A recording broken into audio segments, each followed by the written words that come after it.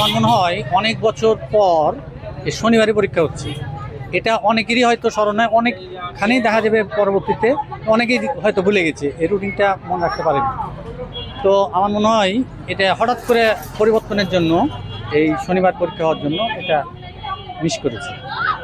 আসলে এরকম মানে এখানে এখন কতজন ছাত্র এটা মিস করেছে? আমার তো জানা নাই, আমাদের যেহেতু ছাত্রী আমাদেরকে কল করেছিল 12টার সময় যে স্যার এরকম আমরা ভুলে গেছি, আমি রুটিন লিখতে ভুল করেছি। তো এটা জানি, আর অন্যখানে হয়তো হতে পারে।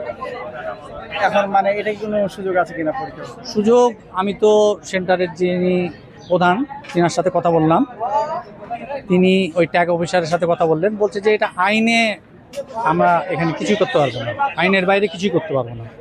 আমি বললাম যে মানবিক কারণ স্যার, এটা একটু দেখেন, কন্ট্রোলার স্যারের সাথে একটু কথা বলে দেখেন। নয় তো ওনারা আর কি একটা সাড়া দেন না। হ্যাঁ, এখন 1 বছর যেহেতু আমাদের ছাত্রীটা ভালো, ওই জন্য আমরা আশা করছিলাম যে যদি দিত রেজাল্ট ভালো করতো, ক্লাসে ভালো ছিল, সায়েন্সের ছাত্রী।